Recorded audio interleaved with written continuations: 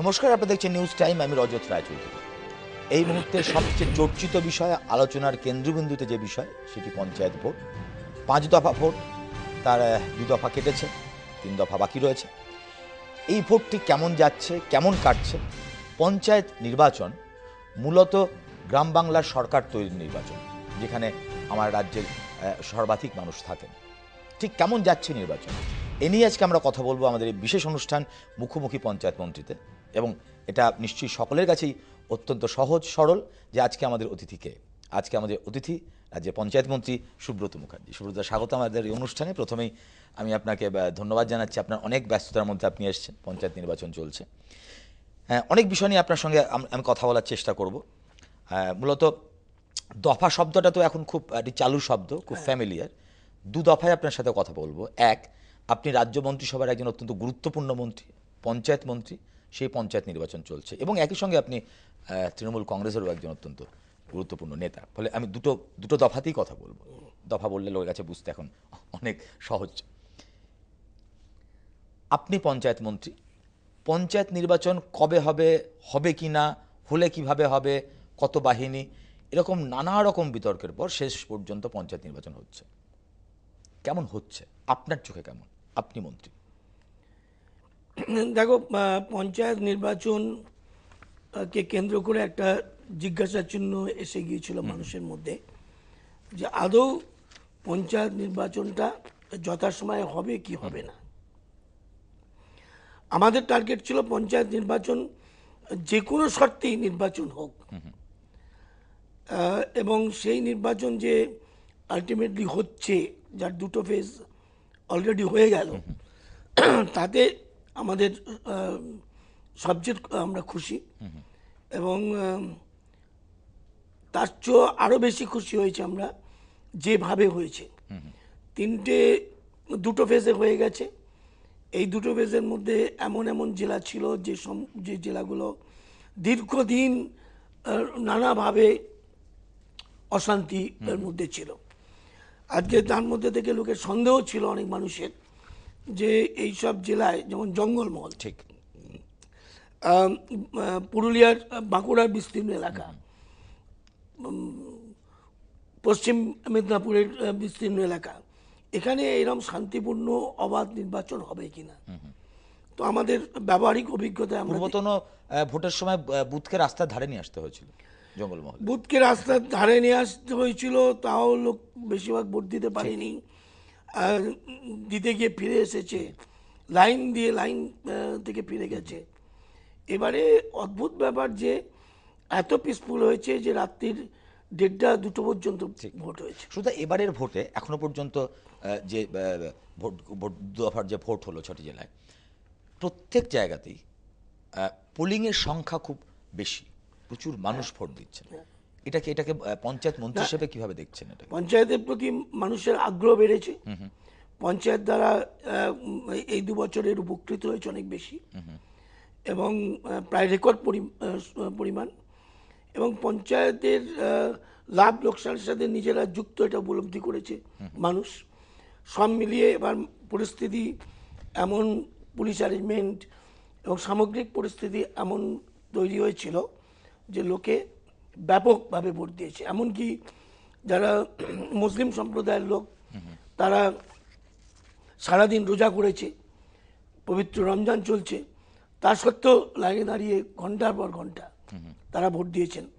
আবার জঙ্গলমহলে তারা খেটে খাওয়া মানুষ, দুপুর পর্যন্ত কাজ করতে হয়েছে তাদের অন্য সংস্থানের জন্য, কিন্তু তারপরেও লাইনে দাঁড়িয়ে রাত্রি 11টা-12টা পর্যন্ত ভোট দিয়েছে। মানে ভোট একটা, এই ছবিটা দেখে পঞ্চায়েত মন্ত্রীর ঠিক ফিলিংটা কি, আপনিও যখন দেখছেন টেলিভিশনে যে আমার মনে হচ্ছে যে মানুষ দাঁড়িয়ে থাকছে আমার ভোটার লাইনে? ফিলিংসের চেয়েও ভালো, মানে বড় কথা হলো মানুষের অনুভূতি। মানুষ আগ্রহ এই ভোটটা একটা উৎসবের মেজাজে গ্রহণ করেছে, এবং তাতে এই নির্বাচনের মধ্যে দিয়ে ডেমোক্রেটিক সিস্টেমটা এই রাজ্যে আরো শক্তিশালী হয়েছে, এবং সেটা একটা উচ্চতায় চলে গেছে। এবং নীরবে হয়তো তুমি গিয়ে হয়তো কথায় বার্তায় সব জায়গায় পাবে না, একটা ভারতবর্ষের মানুষের কাছেই একটা সম্মান এবং সম্ভ্রম এই সরকার লাভ করেছে। শুরুতে আপনি খুব স্পষ্ট বক্তা। আমি আপনার কাছে আরও কতগুলি বিষয় নিয়ে আসব। যেমন বিরোধী দলনেতা তিনি কোনো একটি অনুষ্ঠানে তিনি কিছু কথা বলেছেন, আমি তাকে উদ্ধৃত করে বলছি যে তিনি বলেছেন যে বহু জায়গায় প্রার্থী দেওয়া যায়নি, বহুবার বলেছেন বিরোধীরা, আবারও বলেছেন বহু জায়গাতে প্রার্থী দেওয়া যায়নি। এবং তার সঙ্গে গতকাল বিরোধী দলনেতা বলেছেন যে প্রার্থী দেওয়া যায়নি তার কারণ যে বামেরা তারা ঝুঁকি নিয়ে প্রার্থী দিতে চাননি, যে প্রার্থী হলে মনোনয়ন পেশ করলে তাদের একটা অন্য ধরনের আশঙ্কা ছিল। এটা আমি জানি না কেন বলছেন। এটা যেহেতু এখনো 2-3টে নির্বাচন বাকি আছে বলে একটা অপপ্রচার করে বাজার মাত করার চেষ্টা করছেন। প্রার্থীকে আমরা দেব? প্রার্থী তো তার দলকে দিতে হবে। আর ঝুঁকির প্রশ্নটা আসছে কোথায়? যদি এত মানুষ ওদের প্রার্থী দিতে পারে তাহলে বাকিগুলো দিতে পারলো না কেন?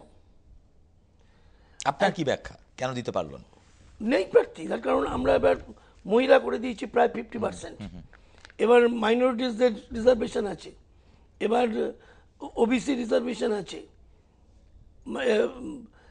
এইসবের মধ্যে থেকে শিডিউল কাস্ট আছে, শিডিউল ট্রাইব আছে।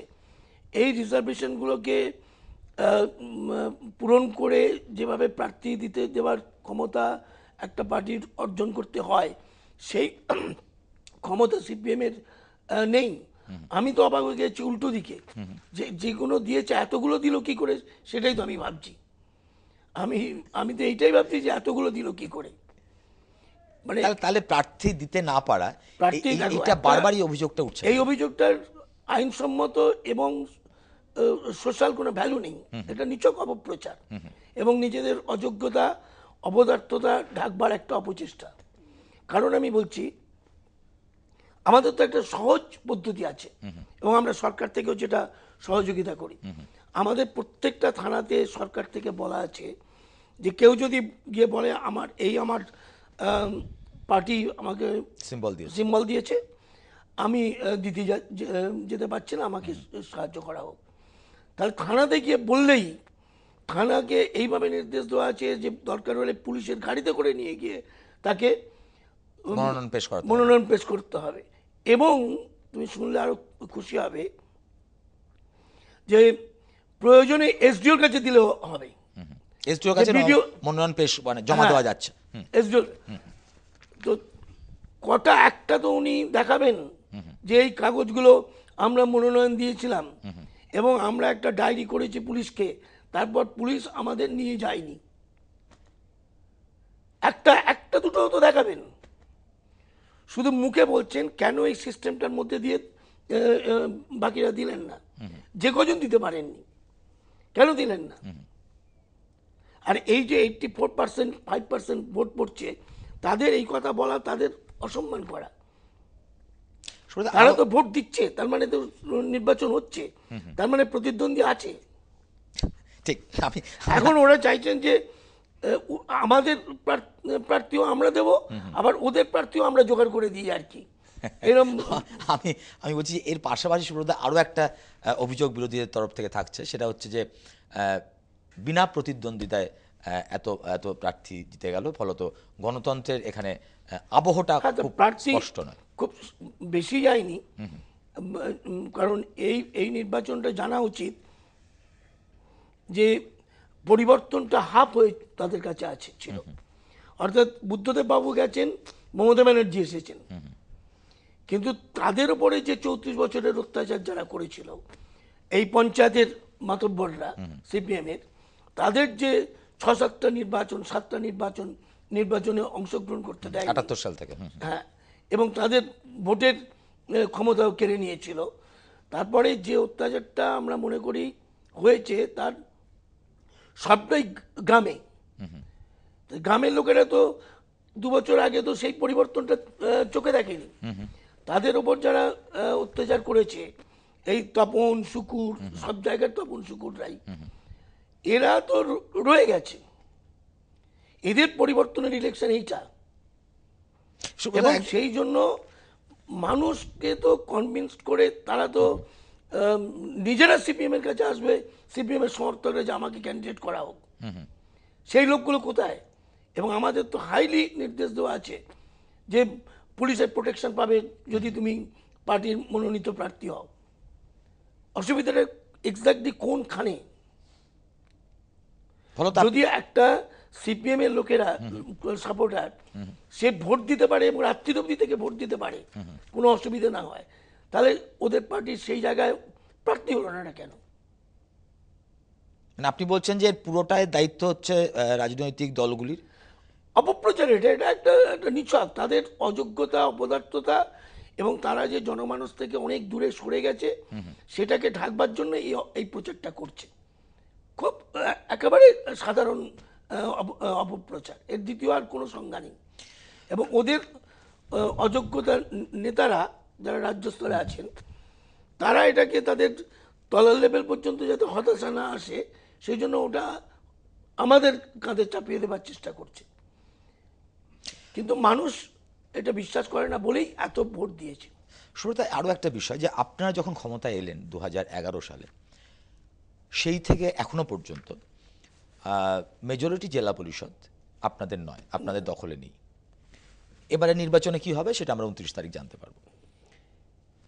জেলা পরিষদগুলি আছে বিরোধীদের দখলে, অধিকাংশ জেলা পরিষদ বিরোধীদের দখলে। সরকার চালাচ্ছেন আপনারা গত 2 বছর ধরে।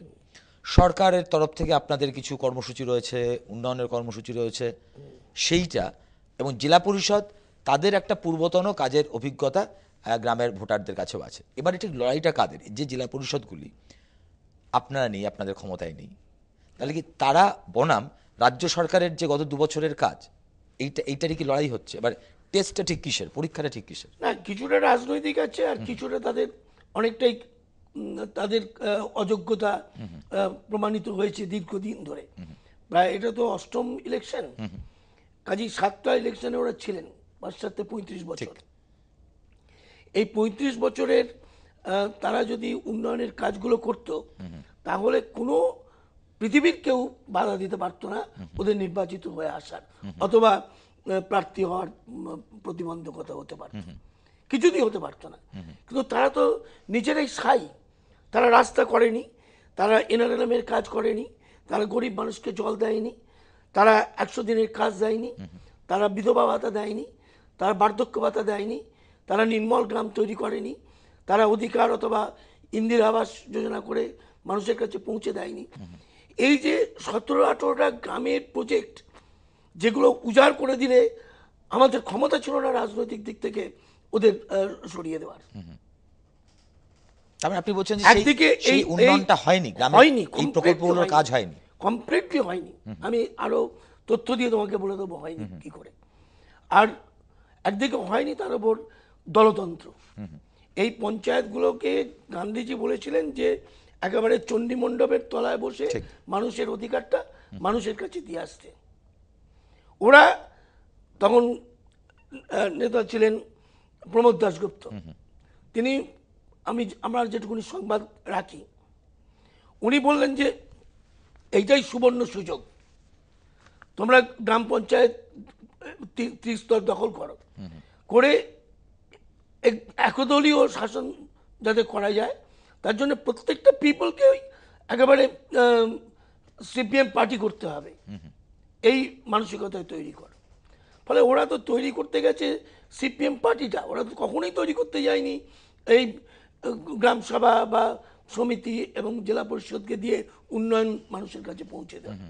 আর যদি দিত তাহলে আমি এই 2 বছরে আমরা দেখলাম যে এই নেই রবটা তো আমাদের এত ফেস করতে হতো না। আজকে মানে পঞ্চায়েত মন্ত্রী হিসেবে দায়িত্ব নেওয়ার পর গ্রামগুলোকে ঠিক কেমন দেখলেন, অভিজ্ঞতা কি? গ্রামের অবস্থাটা ভয়ঙ্কর দেখলাম। আমি তো বলছি যে ধরো বহু জায়গায় রাস্তা নেই, বহু জায়গায়। আজকে এই রাস্তাগুলো তো ওরা করতে পারতো। ওরা লাস্ট ইয়ারেও 2 বছর আগেও বলে গেছে যে আমাদের আর রাস্তার দরকার নেই। আচ্ছা। আর আমি এবং ওরা মাত্র 900 কিলোমিটার রাস্তা 12 বছরে স্যাংশন নিয়েছে প্রাইম মিনিস্টার সড়ক যোজনা প্রকল্পে। আমরা এই 1.5 বছরে আমরা 13,000 কিলোমিটার রাস্তা অ্যাপ্রুভ করে নিয়ে এসেছি। তা এই রাস্তাগুলো তো আমাদের ডিপিআর বানাতে হয়েছে, তার মানে রাস্তার অস্তিত্ব ঠিক। খারাপ রাস্তা, রাস্তা নেই, একেবারে নতুন রাস্তা, লিঙ্ক রোড, এইগুলো তো আমরা দেখিয়ে ডিপিআর করে অ্যাপ্রুভ পেয়েছি। ঠিক। তার মানে এগুলো হয়নি। মানে তাহলে কি কোথায় অভিযোগ করছে যে এইবার কাজের সুযোগ ছিল কিন্তু এইবার হয়নি? রাস্তাটার কথা বললাম, মানুষের কাছে প্রচন্ড অধিকারের প্রশ্ন হলো 100 দিনের কাজ। 100 দিনের কাজ, আমি যখন দিল্লিতে যেতাম প্রথম এসে, তখন ওদের জায়গা ছিল 21 নম্বরে ভারতবর্ষে, আর আমরা মাত্র 1.5 বছরে 4,500 কোটি টাকা খরচ করেছি। তার মানে কাজের বিনিময়ে খরচ, মানে কাজ দিয়েছি, টাকার অঙ্কে সেটা 4,500। ভারতবর্ষে পিছিয়ে দেখা 21 নম্বরেরটা আমরা আজকে 1 নম্বরে নিয়ে গেছি। এটা তো ওরাই চিরকাল 1 নম্বরে থাকতে পারত, কেন 15 দিন 16 দিন অ্যাভারেজে 100 দিনের কাজ হবে? আমরা যদি এই পরিকাঠামোর মধ্যেই আমরা 37 দিন 38 দিন তুলতে পারি, যদি আমাদের এই পঞ্চায়েত নির্বাচন এর মধ্যে দিয়ে আমাদের সমর্থকরা যেতে, তাহলে এটা 50 দিন 60 দিন আরামসে উঠে যাবে। তাহলে কত কোটি টাকা আমরা গরিব মানুষের কাছে পৌঁছে দিতে পারবো। আমরা এখন এমন কাজ করেছি যে গ্রামে অনেক জায়গায় জন্মজুর ক্ষেতের জন্য পাওয়া যাচ্ছে না। ঠিক। এটা কেন হচ্ছে? শহরেও কাজ কাজের দিতে- কাজের লোকের সংখ্যা পাচ্ছে না। কমছে। অনেকেই বলছেন যে শহরেও তার কাজের লোকের সংখ্যা কারণ কমছে। হলো আমরা কাজ দিয়েছি। ঠিক। কাজ দিতে হবে, 100 দিনের কাজ 100 দিনই। আর আমাদের মুখ্যমন্ত্রী বলেছেন 100 দিনের পরে যদি কেউ আরো 20 দিন কাজ করে, সেটা গভর্নমেন্ট অফ ইন্ডিয়া টাকা দেবে না, সেটা আমরা আমাদের স্টেট গভর্নমেন্ট থেকে টাকা দেবো, কিন্তু তোমরা কাজ করো। আমরা কথা বলছি আজকে এই অনুষ্ঠানে সুব্রত মুখার্জির সঙ্গে। আমরা কথা বলছি পঞ্চায়েত নির্বাচন নিয়ে। পঞ্চায়েত নির্বাচন চলছে, ঠিক কেমন যাচ্ছে পঞ্চায়েত নির্বাচন, গ্রাম বাংলার ছবিটা ঠিক এই মুহূর্তে কেমন, এই সব কিছু নিয়ে আরও কথা বলতে ফিরে আসছি এই অনুষ্ঠানের ছোট্ট বিরতির পর। সঙ্গে থাকুন।